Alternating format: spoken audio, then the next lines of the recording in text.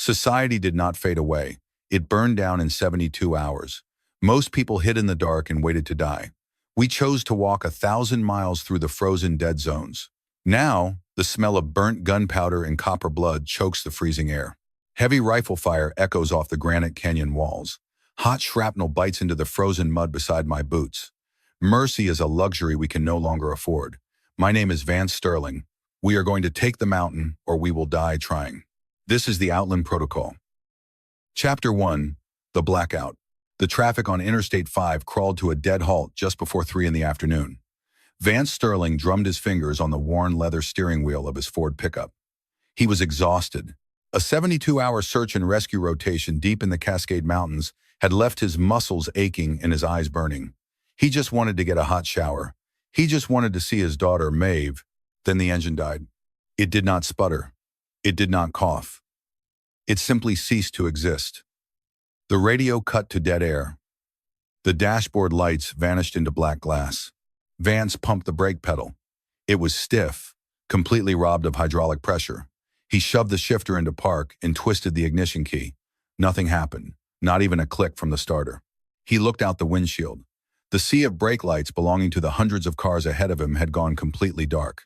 The street lights lining the concrete overpass were out. It was a clear Tuesday afternoon, but a sudden, terrifying quiet settled over the city of Seattle. A deep, mechanical whine echoed from the sky above. Vance rolled down his window using the manual crank. He had never trusted power windows in his vehicles. He stuck his head out into the cold air. A massive commercial airliner banked sharply to the left. It was flying far too low. The giant jet engines hanging from the wings were completely silent. The massive plane dropped out of the sky like a stone and disappeared behind the towering downtown skyline. 3 seconds later, a massive shockwave rattled the safety glass of Vance's truck. A thick plume of black smoke rose rapidly into the clouds. People began stepping out of their cars. Murmurs of confusion spread across the miles of asphalt. Drivers yelled at each other, asking for jumper cables or a cell phone signal. Vance reached into his center console. He pulled out his portable battery-operated radio. He clicked the dial to the emergency broadcast frequency. Dead static hissed through the speaker. He checked his smartphone. No signal bars. The screen was completely blank. This was not a blown transformer. This was an electromagnetic pulse, or something much worse. Vance grabbed his canvas bug-out bag from the passenger seat. He slung the heavy strap over his shoulder and stepped out onto the highway. The air already smelled sharply of burning jet fuel and melting rubber. Panic is highly contagious. Horns blared from the few older analog vehicles that still functioned. Drivers began to yell and shove each other. 50 yards ahead, a black government-issued SUV sat sideways across 2 lanes. Its heavy doors were flung wide open. 2 men in dark suits stood outside it, frantically looking around. A sharp, deafening crack rang out, then another. Gunfire. Vance dropped low behind the hood of a rusted sedan. He peeked over the cold metal edge. One of the men in suits collapsed backward onto the pavement. The other man stood over him, holding a suppressed pistol with a long silencer attached to the barrel. The shooter scanned the panicked crowd, then turned and sprinted away. He disappeared quickly down the grassy embankment of the highway. Vance moved entirely on instinct. He drew his 9mm from his concealed belt holster. He kept the weapon low against his thigh and advanced toward the SUV. Most people were running in the opposite direction, screaming. The fallen man was bleeding out fast on the asphalt. 2 ragged holes in his chest bubbled with each shallow breath. Dark blood pooled quickly under his white shirt. Vance knelt beside him. He kept his eyes scanning the perimeter for the shooter. "Hold on," Vance said. The dying man gripped Vance by the wrist with shocking strength. His hand was slick and warm with blood. He coughed, sending a spray of red droplets across his chin. He fumbled weakly with his free hand and pulled a small, heavy metal rectangle from his inside jacket pocket. It looked like a military-grade solid-state drive. It had a small glass fingerprint scanner built directly into the thick titanium casing. He shoved the drive into Vance's open hand. "Take it," the man choked out. "Who shot you?" Vance asked. The man shook his head. His eyes were wide with a terror that had absolutely nothing to do with dying. "The Outland Protocol," the man whispered. "Do not let them get it." The man took a long, rattling breath. His chest fell one last time, his eyes fixed firmly on the smoke-filled sky. He did not exhale. Vance stared at the cold metal drive in his palm. He slipped it deep into his jacket pocket. He had no time to play detective. The city was already tearing itself apart. He needed to find his daughter. He left the highway and took the surface streets toward Capitol Hill. Society did not take weeks to break down. It took exactly 2 hours. Storefront windows were already shattered. Security alarms were completely silent, dead without the power grid. People poured out of electronic stores carrying large televisions they would never be able to plug in again. Looters fought savagely over cases of bottled water outside a corner grocery store. A man with a heavy iron tire iron struck another man repeatedly over a single box of protein bars. Vance kept his head down. He moved with absolute purpose. He avoided all eye contact. He stayed close to the shadowed alleyways and brick walls.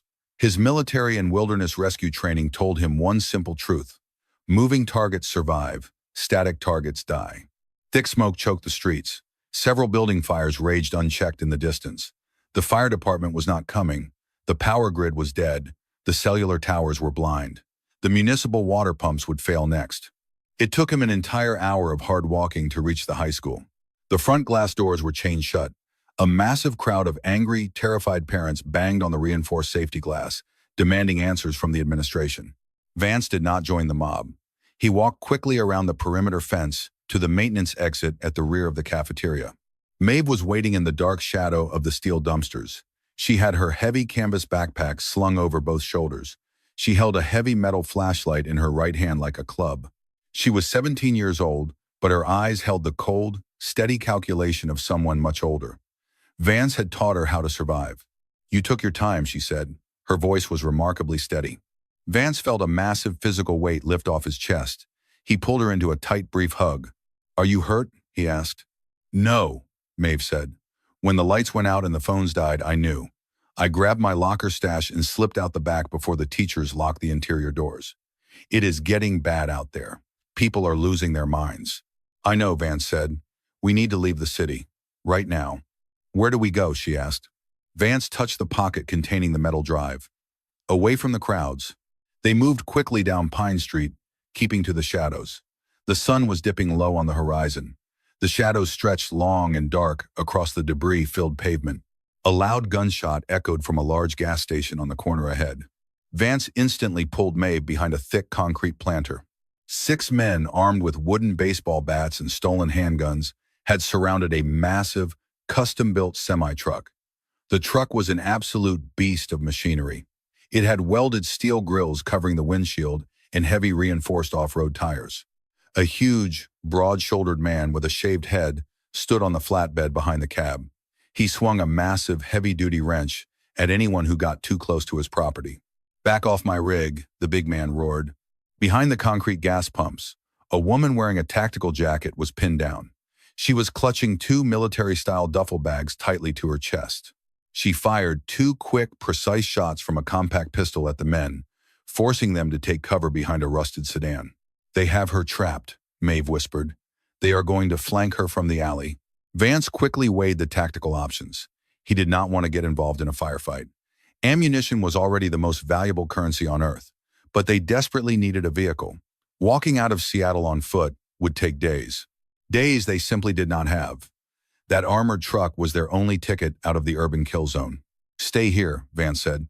"Keep your head down. Cover me if they push forward."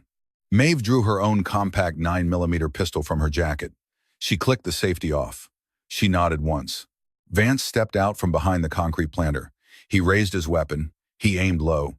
He shot the nearest looter directly in the right kneecap. The man screamed in agony and collapsed onto the pavement, dropping his bat.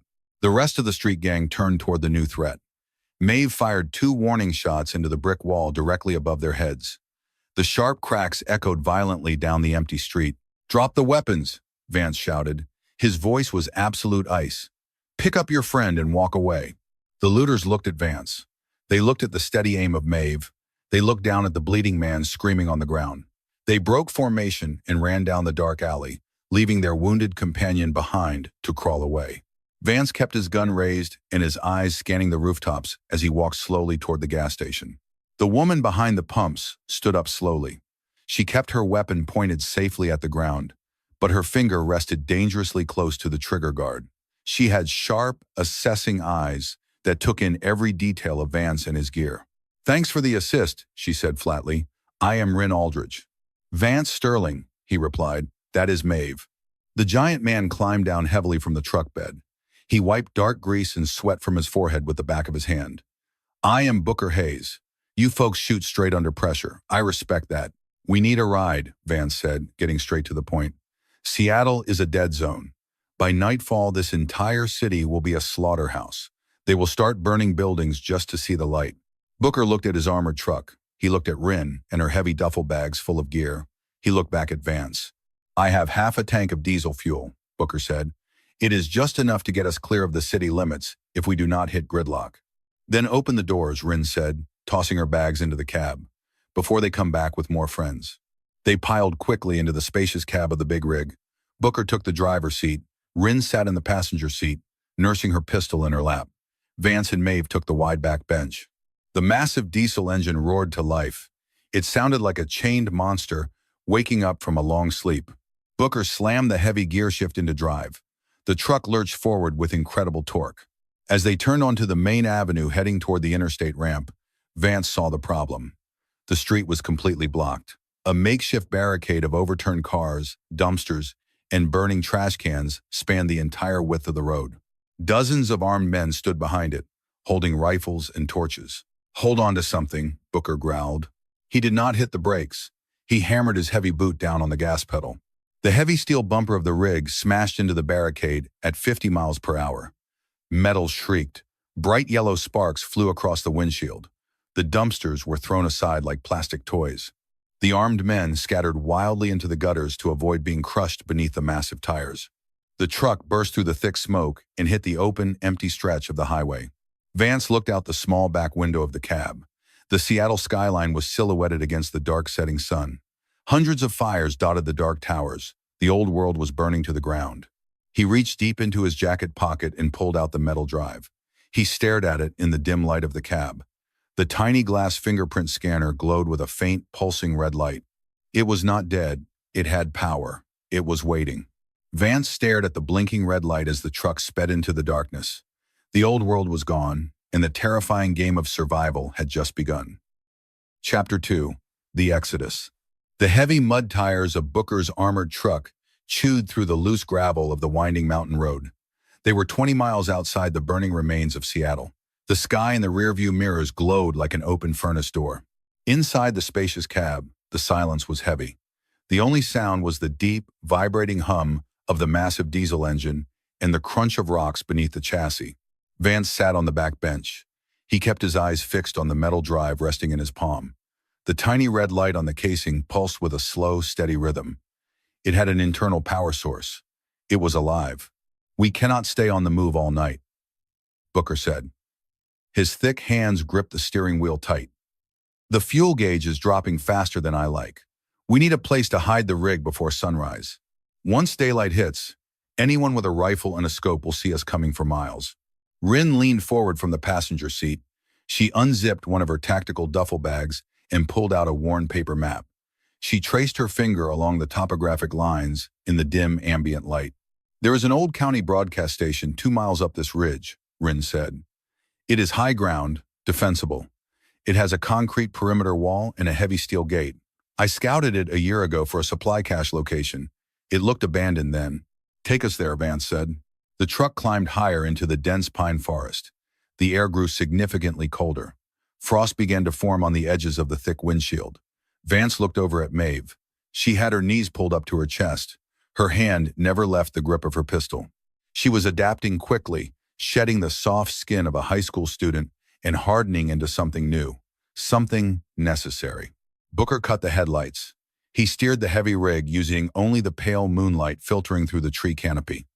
The silhouette of a massive steel radio tower pierced the night sky ahead of them. Below it sat a square, windowless cinder block building. Booker parked the truck deep in a grove of cedar trees, hiding the massive vehicle from the main access road. Vance stepped out into the freezing air. He chambered a round into his pistol. The metallic click sounded violently loud in the dead quiet of the woods. Rin, you take the left flank, Vance whispered. Maeve, stay close to Booker. Watch our six. If anything moves in the tree line, shoot first. They moved toward the concrete building with practiced, silent steps. The heavy steel entry door was closed. Vance pressed his ear against the cold metal. He heard nothing. He reached for the handle and turned it slowly. It was unlocked. Vance pushed the door open. He swept the room with the barrel of his gun. The interior was a graveyard of obsolete broadcasting equipment. Dust coated the long audio mixing boards. Cables hung like dead vines from the ceiling grid, but something was wrong. The air inside the room was not stale. It smelled faintly of burnt ozone and fresh coffee. Vance raised his hand, signaling the others to halt. He pointed toward a narrow hallway at the back of the room. A faint strip of blue light leaked from beneath a closed door. He moved silently down the corridor. He kicked the door open and leveled his weapon. "Do not shoot," a voice shrieked. A young man in his late 20s threw his hands into the air. He dropped a hot soldering iron onto a wooden workbench. He wore thick glasses and a faded gray sweater. He was trembling violently. Vance kept his gun aimed squarely at the man's chest. "Who are you?" "Arlo," the man stammered. "Arlo Finch. Please do not kill me. I just fix radios. I do not have any food." Vance lowered his weapon slightly. He scanned the small room. It was an engineer's paradise. Stacks of deep-cycle marine batteries lined the walls. Thick copper wires connected them to a large solar charge controller. Several ham radio transceivers sat on the desk, their digital displays glowing with bright green and blue numbers. "You have power," Rin said, stepping into the room. She looked at the battery bank with genuine admiration. "I built a solar array on the roof," Arlo said. He slowly lowered his hands. "I am an electrical engineer. When the grid collapsed yesterday, I came up here to get the shortwave equipment running. I wanted to hear what was happening out there." "What did you hear?" Booker asked. His massive frame filled the doorway entirely. Arlo swallowed hard. "Nothing good. The military frequencies are chaotic. It is not just Seattle. It is everywhere. New York, Chicago, Los Angeles. The entire national power grid is completely fried. Water treatment plants are shutting down. The financial servers are wiped clean. It is a total blackout." Vance pulled the metal drive from his pocket. The red light continued its slow, ominous pulse. "I need you to look at this," Vance said. He placed the heavy drive onto Arlo's workbench. "A dying federal agent gave this to me. He called it the Outland Protocol." Arlo leaned closer, adjusting his thick glasses. He studied the titanium casing without touching it. "This is military-grade solid-state memory," Arlo said. "It has a biometric glass scanner.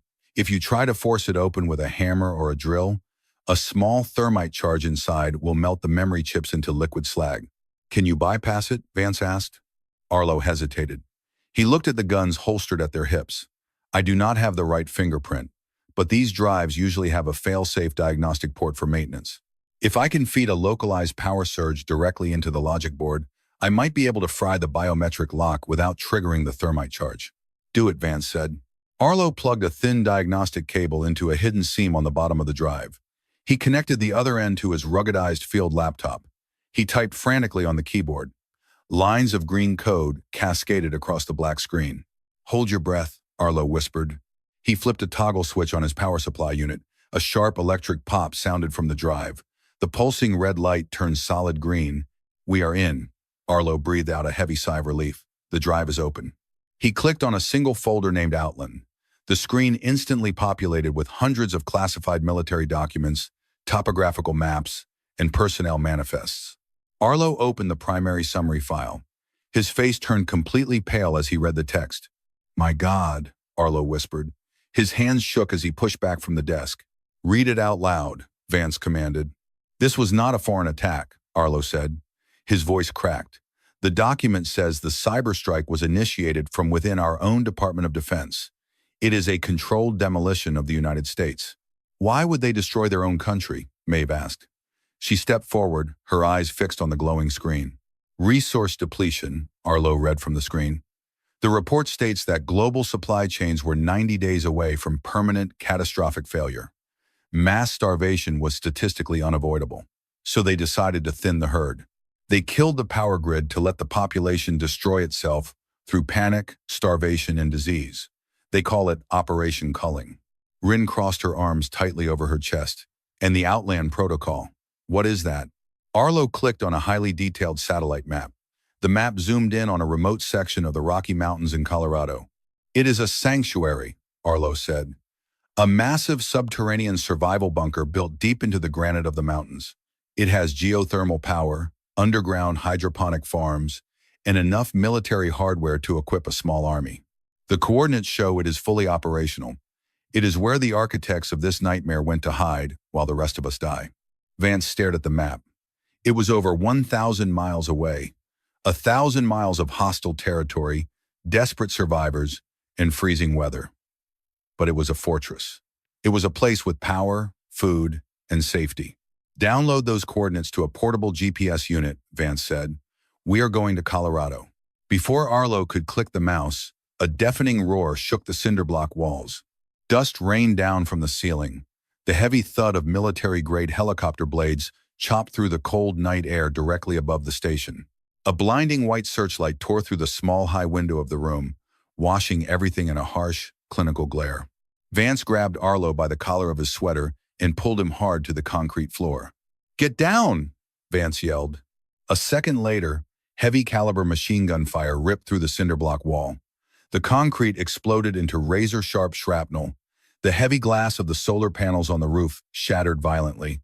Arlo's computer monitors exploded into showers of sparks and broken plastic. "They tracked the drive," Rin shouted over the deafening noise. "The moment you powered it up, it sent a beacon signal." Booker kicked a heavy metal desk over to create a barricade. He drew his massive revolver. "We need to move. Now." Vance shoved the Outland drive back into his pocket. He grabbed Arlo by the arm and hauled him up. "Grab your portable gear. You are coming with us." Heavy boots pounded against the gravel outside. Men were shouting tactical commands. They were fast roping down from the helicopter. These were not panicked looters. This was a professional hit squad sent to recover the stolen data. They pushed through the dark hallway. The front door of the station exploded inward in a cloud of smoke and splintered metal. 3 men dressed in full black tactical armor stepped into the breach. Their rifles were equipped with green laser sights. Vance did not hesitate. He raised his 9mm and fired 3 rapid shots into the lead soldier. The bullets hit the heavy ceramic chest plate, knocking the man backward but not killing him. Rin stepped smoothly around Vance. She raised her compact rifle and fired 2 precise shots. The bullets found the unarmored gap at the soldier's neck. He dropped instantly. "Move!" Rin screamed. They ran out the back emergency exit, bursting into the freezing forest. Bullets chewed through the tree trunks around them, sending lethal splinters of wood flying into the dark. Booker reached the armored truck first. He ripped the heavy driver door open and climbed inside. The massive diesel engine roared to life, pouring thick black smoke into the cold air. Vance shoved Maeve and Arlo into the back seat. He climbed into the passenger side just as a line of heavy bullets struck the armored plating of the door. The metal screamed, but the steel held. "Drive!" Vance roared. Booker slammed the transmission into gear. He floored the accelerator pedal. The massive truck tore through the heavy brush, flattening small trees as it crashed blindly down the steep mountainside. Vance looked back through the reinforced glass. Flashlights cut through the dark woods behind them. The helicopter banked sharply, turning its heavy nose gun toward the fleeing truck. They had the coordinates. They had a destination. But they had 1,000 miles of frozen wasteland ahead of them, and a highly trained military death squad hunting them from above. Vance chambered another round into his weapon. The easy part was over. Chapter 3. The Wasteland Highway. The heavy diesel engine of Booker's armored truck had died exactly 18 days ago. It had not been destroyed by bullets or bombs. It simply ran out of fuel on a steep incline deep in the Cascade Range. They had drained the tank dry. They had taken their packs, their weapons, and walked away from their only shelter. Now, they were just ghosts moving through the frozen timber. Winter was arriving early in the Pacific Northwest. A bitter, biting wind swept down from the high peaks.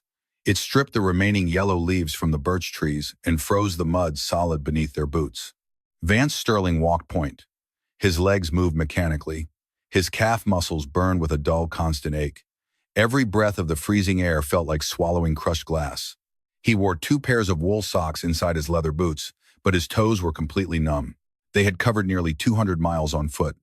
They stayed off the main highways. The paved roads were death traps, littered with stalled cars and desperate, starving people willing to kill for a half-empty bottle of water. They stuck to the old logging trails and the dense forest cover. Vance raised his right fist. The group behind him stopped instantly. No one spoke. They had learned the rules of the quiet woods the hard way. Vance scanned the tree line ahead. A shadow detached itself from the thick trunk of a massive Douglas fir. It was Maeve. She wore a faded green canvas jacket and a dark wool beanie pulled low over her ears. She moved with a frightening lack of sound. The clumsy high school student was gone. 3 weeks of starvation and constant fear had burned away her childhood. She was a scout now, sharp and lethal. Maeve closed the distance to her father. She pointed toward the bottom of a steep ravine to their left. Water, Maeve whispered. It is a fast-moving creek. Looks clear. Vance nodded. He looked back at the rest of the group.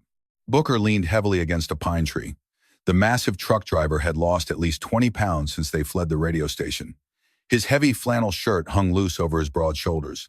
He was burning more calories than the rest of them just to move his massive frame. Arlo sat on a fallen log. He was pale and shivering.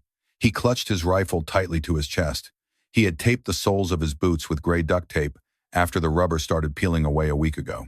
Rin stood perfectly still. She watched the tree line behind them. Her eyes constantly scanned for movement.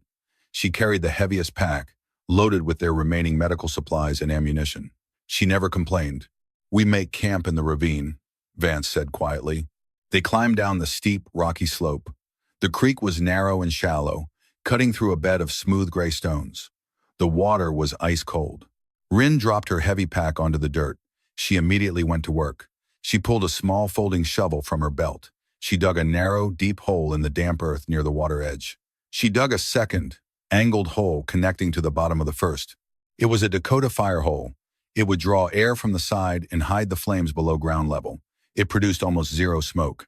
Booker gathered dry twigs from the lower branches of the dead pine trees. He fed them into the hole. Vance struck a ferrocerium rod with the back of his survival knife.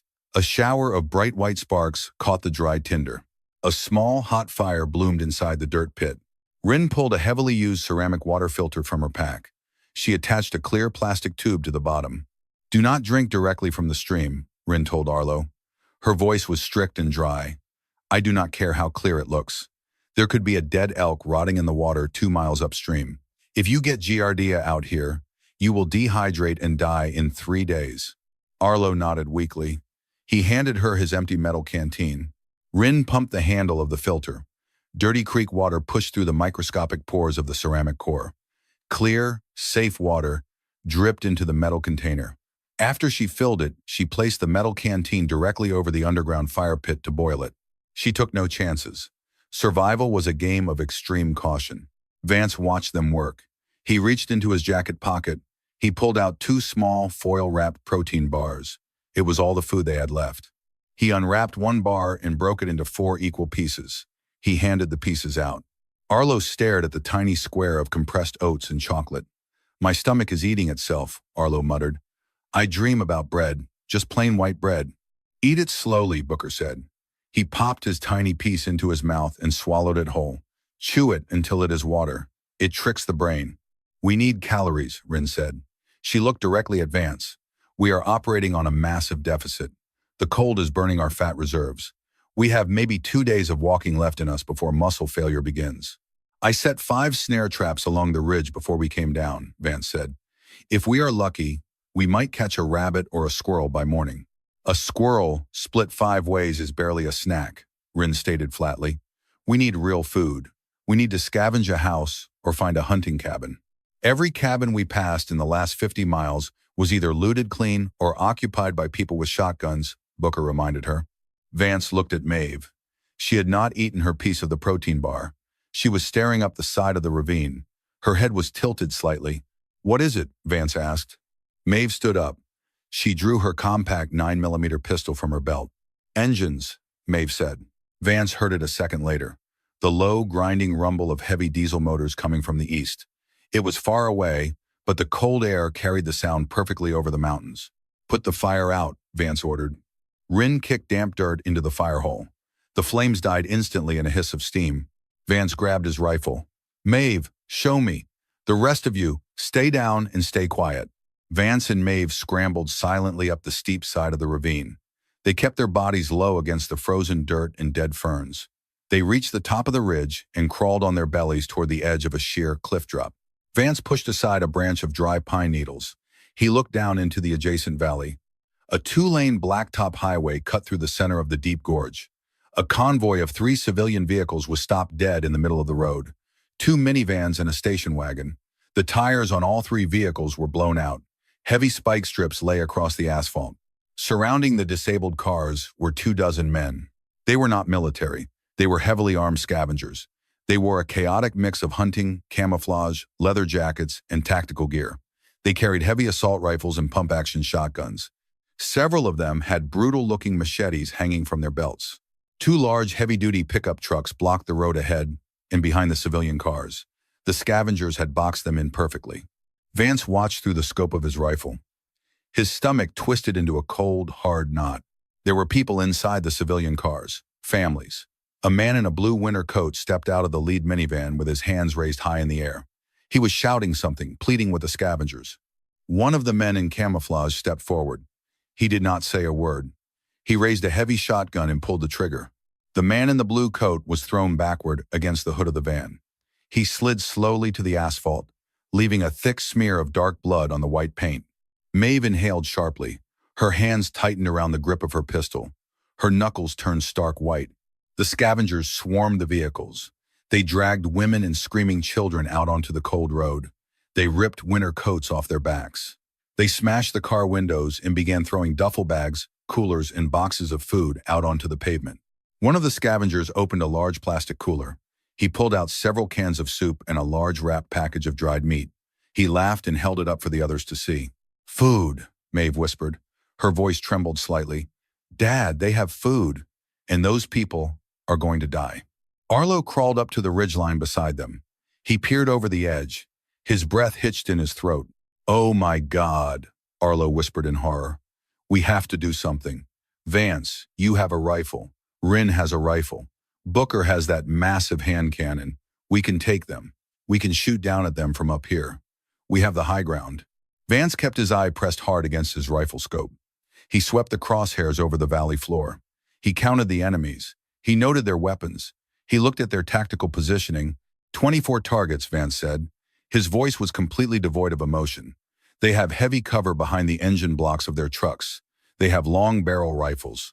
"We cannot just sit here," Arlo hissed. He grabbed Vance by the shoulder. "They are executing children down there. If we shoot the leader, they might scatter.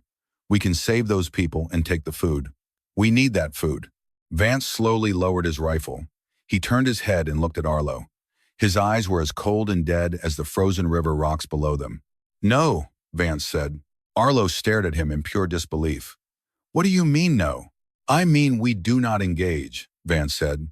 The words tasted like ash in his mouth, but he forced them out. "We have 80 rounds of ammunition between the 5 of us. If we open fire, we might kill 3 or 4 of them. Then they will locate our position. They will lay down suppressive fire, flank us from both sides of this ridge, and slaughter every single one of us."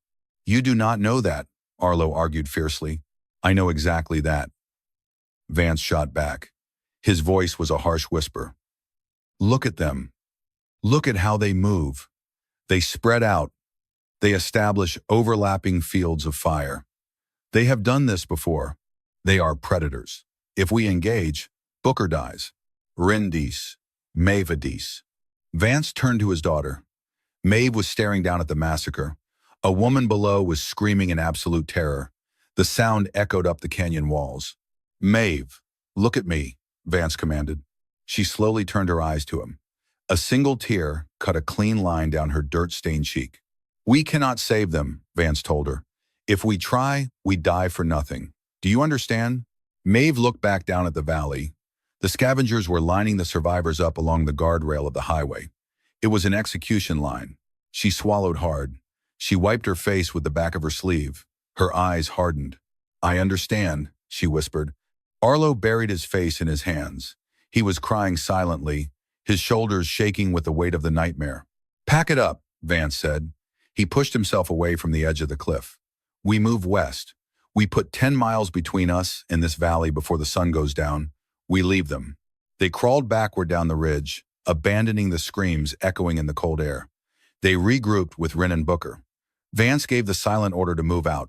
They strapped their packs tight and began to walk away from the slaughter. The guilt was a physical weight, heavier than the gear on their backs. They walked in complete silence for 20 minutes. The screams from the valley had finally faded away. The only sound was the crunch of their boots on the frozen pine needles. Then, the wind shifted.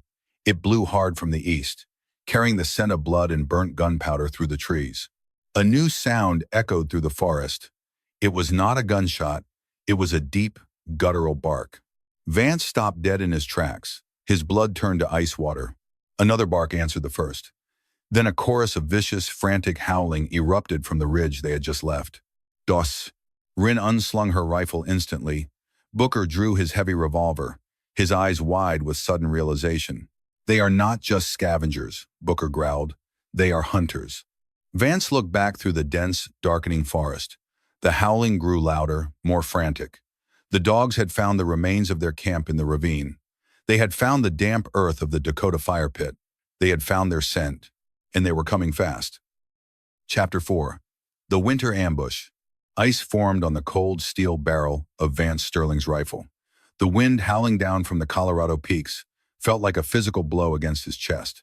They had survived the dogs. They had survived 1,000 miles of frozen wasteland. Now, they faced the brutal incline of the Rocky Mountains. Deep winter had swallowed the landscape.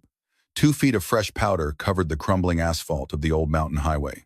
Vance walked at the front of the line. Every step required him to lift his knee high and drag his heavy leather boot through the snow. His thigh muscles burned with a dull, constant ache. His lungs felt like they were filled with crushed glass. Ahead of them sat an abandoned turnpike toll plaza.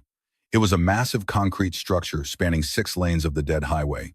The rusted metal roof groaned heavily under the weight of the accumulated snow. Dozens of abandoned cars sat frozen in the lanes, buried under white drifts. Vance raised a rigid hand. The group stopped instantly. They collapsed into the snow, taking cover behind the rusted shell of a flipped snowplow. Booker fell hard to his knees. The massive truck driver was breathing in ragged, shallow gasps. His broad face was pale and slick with cold sweat. Arlo huddled next to him, shivering so violently his teeth clicked together. Rin knelt behind Booker, her eyes constantly scanning the tree line. Maeve crept forward to join her father. She held her compact 9mm pistol close to her chest to keep the firing mechanism warm. "What do you see?" Maeve whispered. Vance stared at the toll plaza through the optical scope of his rifle. He studied the deep snowbanks. He studied the concrete pillars. "Look at the roof of the middle toll booth," Vance said softly. Maeve squinted against the glaring white reflection of the sun. "The snow is cleared away." "Exactly," Vance said. "The wind blows east up this canyon. The snow should be piled high on the western edge of that roof. But it is perfectly flat. Someone swept it clear to create a shooting platform." Before Vance could give the order to retreat, a sharp crack echoed down the canyon. A heavy caliber bullet slammed into the engine block of the snowplow. Metal shrieked. A cloud of rust and white powder exploded into the air directly above Rin. "Sniper," Vance roared. "Move to the concrete barriers. Go." They scrambled through the deep snow, the air around them suddenly filled with a terrifying snap of supersonic lead. Bullets chewed the asphalt and ripped through the frozen bodies of the abandoned cars. They dove behind a thick concrete divider just as the windshield of a nearby sedan shattered into a million tiny glass diamonds. Vance pressed his back against the cold concrete. He risked a quick glance over the edge. They were completely boxed in. A dozen men dressed in white winter camouflage stepped out from the pine trees on both sides of the highway. 3 more shooters held the high ground on the roof of the toll plaza. They carried heavy assault rifles and moved with precise military coordination. These were not hungry scavengers. These were professional hunters. They guarded the approach to the mountains, killing anyone searching for the promised land. "We are pinned down," Rin shouted over the deafening roar of gunfire. She leaned around the barrier and fired 3 rapid shots from her rifle. One of the men in white stumbled and dropped into the snow. The others instantly focused their fire on her position, forcing her back into cover. "We need to break their line," Vance said. His mind raced, calculating distances and ammunition counts. "Booker, I need suppressive fire on those roof targets. Keep their heads down." Booker nodded. He pulled his massive heavy-caliber revolver from its holster. He checked the cylinder. 6 rounds. He took a deep breath, stepped out from the concrete barrier, and began firing massive slugs at the toll plaza. Chunks of concrete exploded from the roof edge, forcing the snipers to drop low. "Arlo," Vance yelled, "what do you have left in your pack?" Arlo dug frantically into his canvas bag with shaking hands. He pulled out a heavy metal thermos, tightly wrapped in gray duct tape. He had spent hours mixing stolen agricultural fertilizer and aluminum powder 3 nights ago. A thick green fuse stuck out from a hole drilled into the plastic cap. "It is a directional charge," Arlo stammered. "If I can get it within 30 yards of that middle toll booth, it will bring the entire concrete canopy down on top of them." "You cannot throw a heavy steel bottle 30 yards, Booker growled as he ducked back behind the barrier to reload. "I know," Arlo said.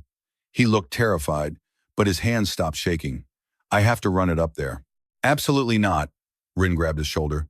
"You will be cut to pieces before you cross 10 yards of open ground." "I will cover him," Maeve said quietly. She ejected the magazine of her pistol, checked the brass casings, and slapped it back into the grip. "I will move through the cars on the left flank. I can get an angle on the ground troops." Vance looked at his daughter. Her eyes were completely hard. The innocent girl he raised in Seattle was gone. In her place stood a lethal, calculating survivor. "Do it," Vance said. "Arlo, wait for her to draw their fire. Then you run like hell." Maeve slipped away from the barrier. She moved like a shadow through the deep snow, crawling behind the tires of the abandoned vehicles. She reached a rusted delivery van. She stood up smoothly, rested her arms on the frozen hood, and opened fire. Her shots were deliberate and deadly. 2 of the marauders advancing on the left flank dropped instantly, their white jackets blooming with dark red stains. The remaining hunters spun toward Maeve, unloading a barrage of automatic fire at the van. "Now," Vance roared. Arlo pulled a silver lighter from his pocket. He sparked the flint. The green fuse caught fire, hissing violently. He stood up and sprinted into the open. He was not a soldier. His boots slipped on the icy asphalt. He stumbled, recovered, and kept running toward the toll plaza. Bullets zipped past Arlo, tearing through his baggy coat but missing his flesh. He reached the 20-yard mark.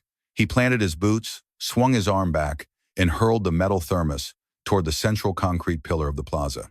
Arlo dove headfirst into a snowdrift just as the charge detonated. The explosion was deafening. A massive fireball of orange flame and black smoke consumed the center of the toll plaza.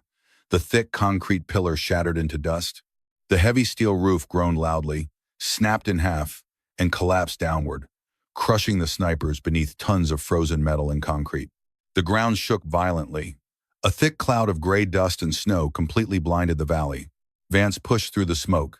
He raised his rifle to his shoulder and walked straight toward the remaining enemies. He fired with cold, mechanical precision. Every pull of the trigger dropped a target. He did not feel anger. He only felt the absolute necessity of survival. The last 3 marauders broke formation. They dropped their heavy weapons and ran frantically toward the tree line, disappearing into the thick pine forest. The highway fell silent.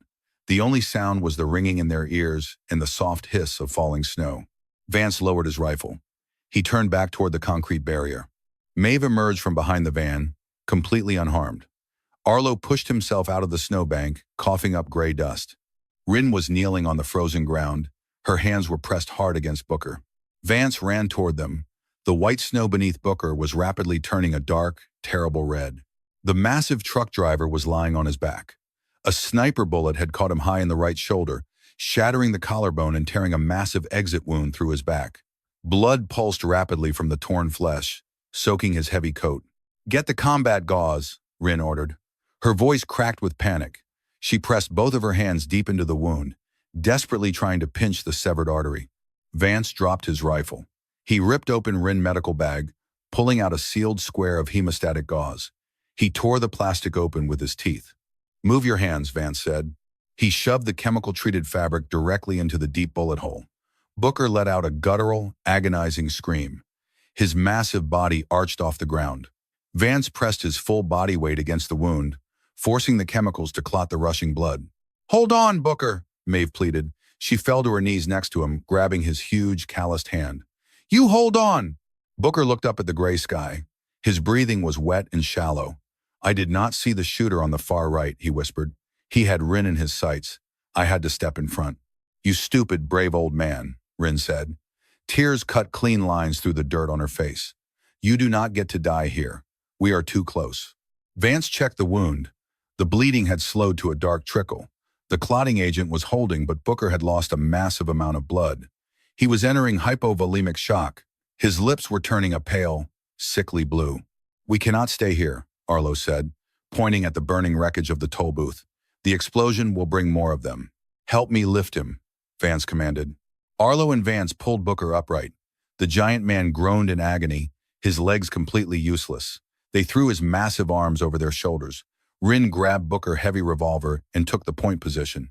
Maeve covered their rear. They dragged him up the steep mountain road. Every step was pure torture.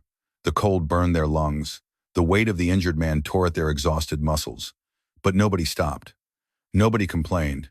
The brutal journey had stripped away their differences. They were no longer strangers forced together by circumstance. They bled for each other. They killed for each other. Vance checked the portable GPS unit strapped to his wrist. The green arrow blinked steadily.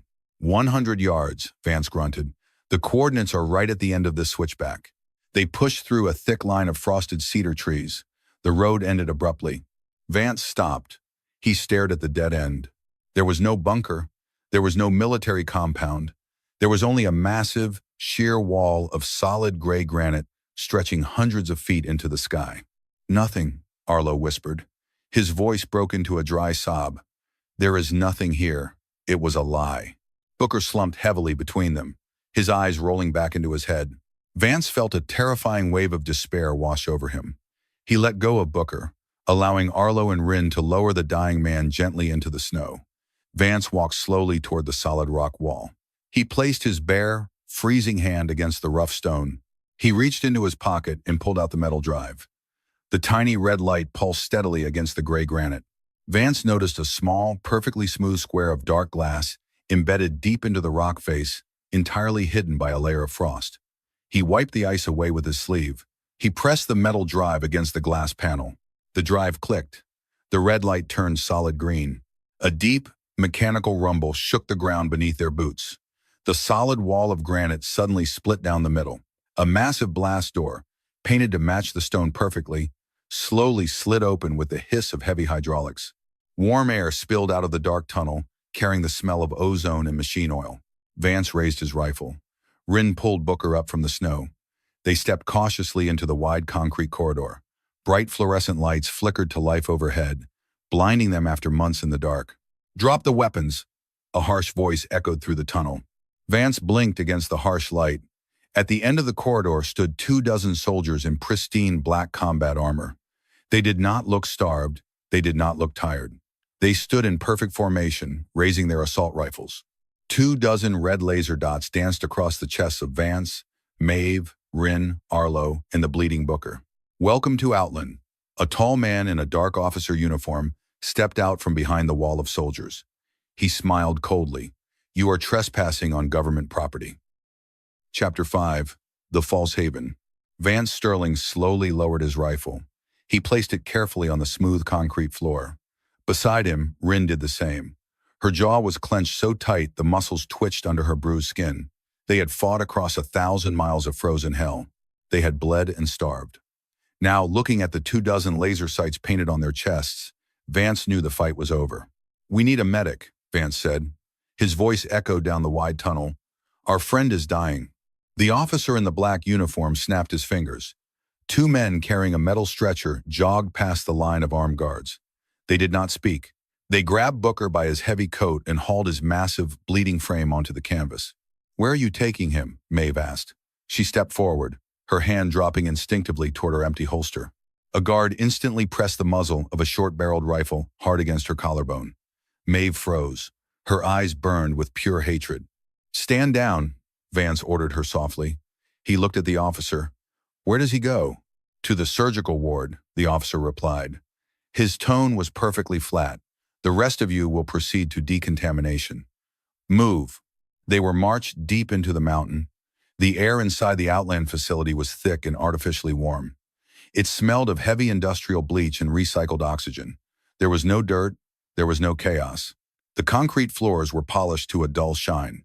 Overhead, thick bundles of electrical cables and steel ventilation pipes ran along the ceiling like the metallic veins of a sleeping giant. Guards stripped them of their canvas packs, their survival knives, and their heavy winter coats. They were pushed into a massive shower room lined with stainless steel nozzles. The water hit Vance like a physical blow. It was scalding hot. For the first time in over a month, his muscles unlocked. The hot water washed away layers of dried blood, engine grease, and frozen mud. The sudden change in temperature sent sharp, agonizing needles of pain through his numb toes and fingers. He leaned his forehead against the cold tile wall. He closed his eyes. The sheer physical relief was overwhelming, but his mind remained completely cold. His combat instincts screamed at him. Something was deeply wrong with this place. They were given gray cotton uniforms and soft canvas shoes. The clothes were clean and smelled of cheap chemical detergent. The guards escorted them to a brightly lit cafeteria. The room was massive, capable of seating hundreds of people at long metal tables. A worker shoved plastic trays into their hands. Arlo stared at his tray. He began to weep silently. Resting on the plastic was a deep bowl of thick beef stew.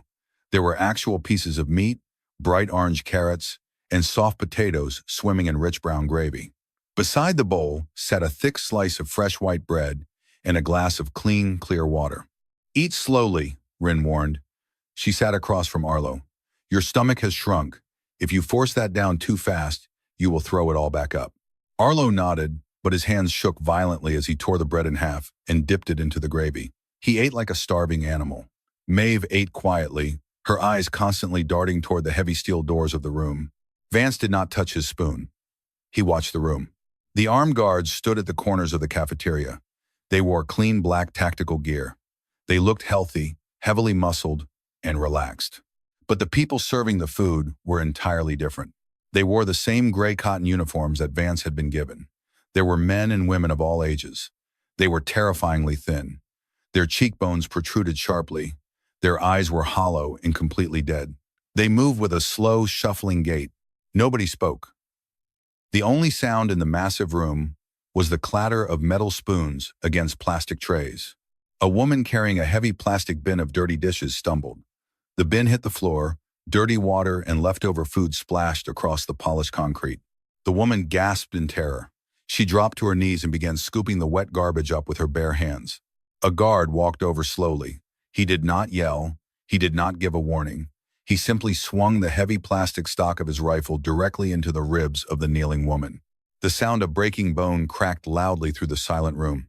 The woman collapsed onto the wet floor, clutching her side. She did not scream. She just squeezed her eyes shut and waited for the next blow. The guard looked at her in disgust, then walked back to his post. Two other workers hurried over, grabbed the injured woman by the arms, and dragged her quickly through a side door. Nobody else in the cafeteria stopped eating. Nobody looked up. Rin slowly pushed her tray away. She looked at Vance. Her eyes were wide with a horrifying realization. "This is not a sanctuary," Rin whispered. "It is a labor camp." Before Vance could answer, the main doors slammed open. 4 heavily armed soldiers marched straight to their table. They stopped behind Vance. "Stand up," the lead soldier commanded. "The general wants to see you." Vance stood slowly. He looked at Maeve. "Do not start a fight. Keep Arlo quiet. I will be back." He was escorted out of the cafeteria and led through a maze of narrow concrete corridors. They descended 2 floors via a massive steel freight elevator. The air grew colder here. The hum of massive subterranean generators vibrated through the soles of his canvas shoes. The guards stopped in front of a heavy vault door. A red light scanned their faces, and the thick steel retracted into the wall. Vance was shoved into a spacious, immaculate office. The walls were covered in high-definition monitors showing live camera feeds of the facility, the armory, the hydroponic farms, the slave quarters. Sitting behind a massive desk of polished black wood was General Trenton Graves. Graves did not look like a man living through the end of the world. His dark uniform was perfectly tailored. His silver hair was neatly trimmed. His boots shone with fresh polish. He looked up from a leather-bound folder and studied Vance with cold, calculating gray eyes. "Have a seat, Sterling," Graves said. His voice was smooth and cultured. It sounded completely out of place in a dead world. Vance remained standing. He kept his hands relaxed at his sides. "Where is Booker?" "He is in surgery," Graves replied. He closed the folder. "Your group has caused me a considerable amount of trouble. You stole highly classified data. You destroyed one of my forward observation posts. You killed 3 of my best scouts in the canyon today. They were executing unarmed families on the highway," Vance said. His voice was pure ice. Graves sighed softly. He stood up and walked to a small silver cart. He poured amber liquid from a crystal decanter into a glass. You suffer from a severe lack of vision, Sterling. Graves took a sip of the liquor. The world you knew is dead. The carrying capacity of this planet was exhausted. We initiated the blackout to perform a necessary amputation. The old society was a rotting limb. We cut it off to save the body. You murdered 300 million people, Vance said. I saved the human race, Graves corrected him sharply. I preserved the greatest minds, the best tactical assets, and the necessary genetic material to rebuild. This mountain is the seed of the future. But a seed requires soil. It requires labor. Vance looked at the camera feeds. He watched the gray-clad workers hauling heavy crates of ammunition. Slaves. Workers, Graves said, catching Vance looking at the monitors. They consume calories, they output labor. It is a perfect mathematical equation. We offer them safety from the wasteland. In return, they maintain the facility. It is a fair trade. Why am I here? Vance asked. He shifted his weight, measuring the distance between himself and the general. He knew he could cross the room and crush the man windpipe before the guards outside could open the door. Because you are useful, Graves said. He leaned against the edge of his desk. I read the stolen drive logs. Your young friend, Arlo Finch. He bypassed a military-grade biometric lock using scrap solar panels and a soldering iron. That is a rare intellect. Our primary geothermal turbine is failing. My engineers are dead. I need his mind. Arlo will not work for you, Vance said. He is a good kid. Graves smiled. It was a terrifying, hollow expression. He will work. People always work when the alternative is pain. Your daughter is also quite impressive. 17 years old, and she moves like a seasoned scout. She will be integrated into our forward reconnaissance program. Vance felt a blinding flash of rage burn through his chest. He took half a step forward. Do not be stupid, Graves warned. His hand rested casually near a black pistol on his desk. You have tactical value, Sterling. You have wilderness survival skills. I am offering you a position as an instructor for my men. You will eat real food. You will sleep in a warm bed. You will survive. And my friends, Vance asked. His muscles were coiled tight as steel springs. Arlo and your daughter have utility, Graves said. The woman Rin can be assigned to logistics. But there is a problem. Graves picked up a single sheet of paper from his desk. The large man, Booker. Graves read from the paper. Shattered right clavicle, severed subclavian artery, massive tissue trauma. He will never lift a rifle or swing a hammer again. He is a complete liability. He requires antibiotics and blood transfusions that I will not waste on a broken tool. You said he was in surgery, Vance growled. He is on an operating table, Graves said coldly, but he is not receiving surgery. We are simply keeping him heavily sedated. At 0800 hours tomorrow morning, he will be transferred to the external incinerator unit. Vance stared at the general. The absolute cruelty of the mathematics hit him with brutal force. You are going to burn him alive, Vance whispered. I am going to balance the ledger, Graves replied. You have until dawn to accept my offer, Sterling. Fall in line, put on the uniform, and teach my men how to survive the cold. Or you can join your friend in the furnace. Graves pressed a button under his desk. The heavy vault door opened behind Vance. Take him to the holding cells, Graves ordered the guards. 2 soldiers grabbed Vance by the arms. He did not fight them. He let them drag him out of the office and down the dark concrete corridor. His mind was racing, calculating floor plans, guard patrols, and weapon locations. Graves thought he had broken them. Graves thought they were just survivors begging for a warm room. Vance looked at the heavy steel door of his cell as it slammed shut, plunging him into total darkness. He closed his eyes. He did not feel fear. He only felt the cold, familiar grip of absolute resolve. They were not going to join the system. They were going to burn the mountain down to the bedrock. Chapter 6. The Sanctuary Divide. The concrete floor of the holding cell was freezing. Vance Sterling sat in total darkness. He slowed his breathing. He listened to the heavy thrum of the geothermal generators vibrating deep within the mountain rock. He was calculating the distance from the cell block to the medical ward. He had 6 hours until dawn. He had 6 hours until they pushed Booker into the incinerator. A sharp metallic scrape echoed from the ceiling. Vance stood up and pressed his back against the cold wall. The heavy steel ventilation grate above him shifted. It slid to the side with a quiet groan. A shower of gray dust fell onto the floor. A shadow dropped silently from the ceiling hole, landing on the concrete with the soft, balanced grace of a hunting cat. Maeve stood up. She held a black security keycard in her teeth. She pulled a heavy 9mm pistol from her waistband and handed it to Vance. "Arlo is in the server room," Maeve whispered. He spliced into the security feed. "The cameras in this sector are running on a clean 30-second loop. We are invisible." "Where is Rin?" Vance asked. He checked the magazine of the pistol. Full. 15 rounds of jacketed hollow points. He clicked the safety off. "She took a maintenance tunnel toward the surgical ward," Maeve replied. "She's going to get Booker." Vance nodded. The plan was moving. They were not going to run. They were going to tear the mountain apart from the inside out. "Take me to Central Command," Vance said. They moved through the narrow air shafts above the pristine hallways. The air inside the metal ducts smelled of old oil and ozone. They crawled on their stomachs, guided only by the dim red glow of emergency lighting strips. Vance could hear the heavy boots of guard patrols marching on the polished floors below them. 2 levels down, Rin kicked the door of the surgical ward open. A single guard sat in a rolling chair, reading a stolen paperback novel. He looked up in surprise. Rin did not hesitate. She raised her suppressed pistol and fired 2 rapid shots directly into his chest. The guard slumped backward onto the floor. Rin stepped over the body. The room smelled sharply of bleach and copper blood. Booker lay strapped to a stainless steel operating table. His chest rose and fell in shallow, uneven gasps. His massive right shoulder was heavily bandaged, stained a dark rust color. An intravenous tube dripped a clear sedative directly into his thick arm. Rin ripped the needle out of his vein. She pulled a heavy combat knife from her boot and sliced through the thick leather straps holding his wrists and ankles. "Wake up," Rin hissed.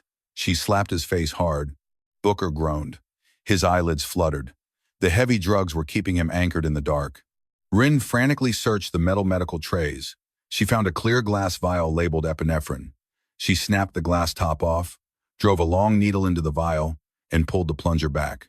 She found a thick vein in his good left arm and pushed the plunger down hard. The chemical adrenaline hit his heart like a lightning strike. Booker gasped violently. His eyes snapped wide open. He tried to sit up, but the agonizing pain in his shattered collarbone forced a guttural roar from his throat. "Do not move your right arm," Rin commanded. She wrapped a thick nylon strap tightly around his torso, binding his injured arm securely against his chest. "They are going to burn you at dawn. We are leaving right now." Booker swung his heavy legs off the metal table. He stood up. He swayed for a second, his massive frame trembling from blood loss and shock. He looked down at the dead guard on the floor. He bent his knees awkwardly, reached down with his left hand, and picked up the guard-heavy steel baton. "Point the way," Booker growled. His voice was raw and broken, but his eyes burned with pure fury. Rin led him out of the ward. They moved down the wide concrete corridor toward the lower levels. They stopped in front of a massive steel door marked Labor Barracks. Rin raised her pistol and shot the electronic locking mechanism. Sparks showered the floor. She kicked the heavy door open. Inside, hundreds of starved, exhausted workers sat on thin foam mattresses. They wore gray cotton uniforms. They looked up in absolute terror, expecting guards to march in and beat them. Instead, they saw Booker. The giant man stood in the doorway. Half of his torso was wrapped in blood-soaked bandages. His face was pale, but he gripped the steel baton like a war club. He looked like a wounded god of war stepping out of a nightmare. Rin dropped a heavy canvas duffel bag onto the floor. It unzipped, spilling dozens of stolen wrenches, metal pipes, and combat knives onto the concrete. "General Graves considers you dead," Booker told the crowd. His deep voice echoed through the silent room. "He measures your worth in calories. Tonight, you decide if you are human beings or fuel for his furnace. Pick up the steel."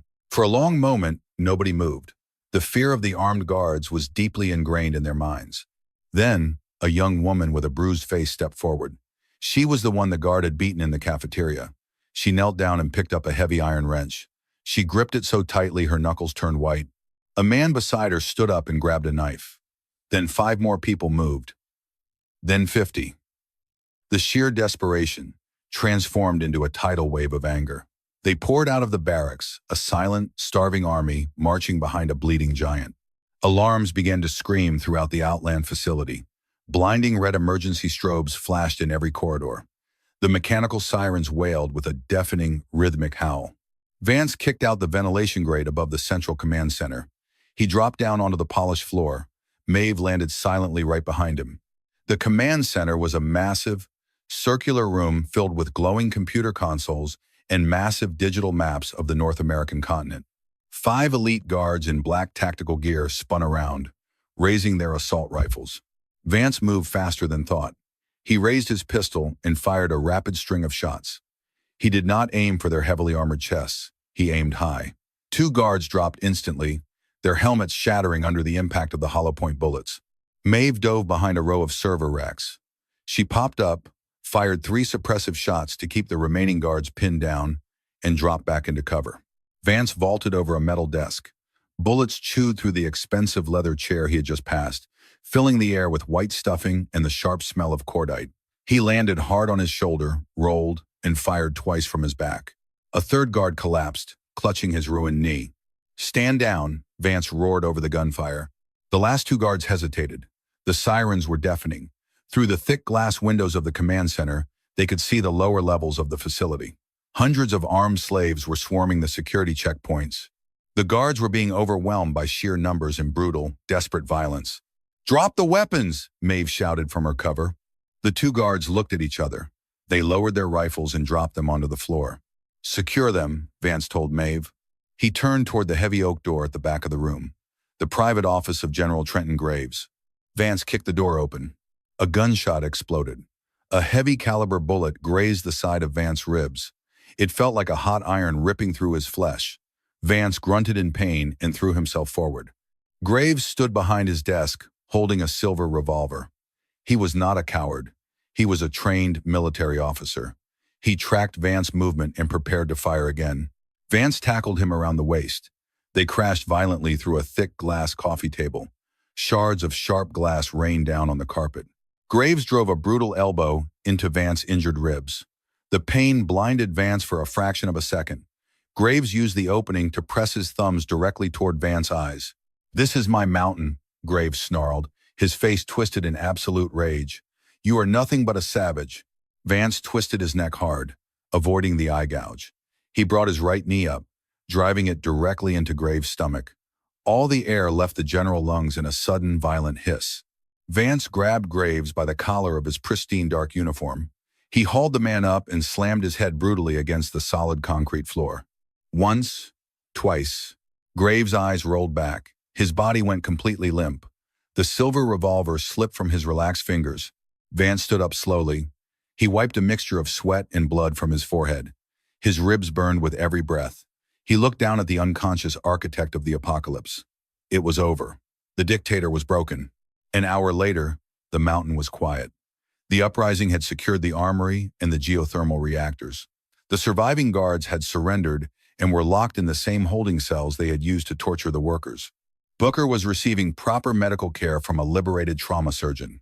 Vance walked down the long, wide tunnel leading to the main entrance. Maeve walked beside him. Rin and Arlo were waiting by the massive steel blast doors. Vance approached the heavy manual override lever. He grabbed the thick steel handle and pulled it down. Heavy hydraulic gears screamed. The solid granite wall slowly split open. A blast of freezing, pure mountain air rushed into the tunnel, washing away the smell of blood and recycled oxygen. Bright, blinding morning sunlight poured over them. The snow-capped peaks of the Rocky Mountains glowed pale pink and gold in the dawn. They stood together, looking out at the dead world. But behind them, the mountain was alive. They had endless clean water. They had hydroponic food. They had impenetrable concrete walls. They had finally found the sanctuary they bled for. Arlo ran up the tunnel behind them. His boots slapped loudly against the concrete. His face was completely pale. He was holding a portable military radio receiver tightly in both hands. "Vance," Arlo said. His voice was shaking with fresh terror. "You need to hear this. I was scrubbing the data on Graves' private terminal. The system automatically received an encrypted shortwave broadcast 5 minutes ago." Arlo turned the volume dial on the receiver. Static hissed loudly. Then, a sharp, mechanical voice cut through the noise. It was a recorded, automated loop. "Outland Actual, this is Vanguard Prime." The voice was cold and completely devoid of emotion. "We detect major grid fluctuations in your sector. Protocol failure assumed. Orbital deployment ships are currently 20 minutes from your coordinates. Prepare the surface for immediate tactical containment. We are coming to clean the site." Vance stared at the radio. He looked back out at the glowing morning sky. The clouds high above the mountain peaks were beginning to shift. Dark, heavy contrails were cutting through the blue atmosphere, descending rapidly toward the Earth. The game of survival was not over. The true architects of the nightmare were just arriving. Vance reached down and racked a fresh round into his rifle.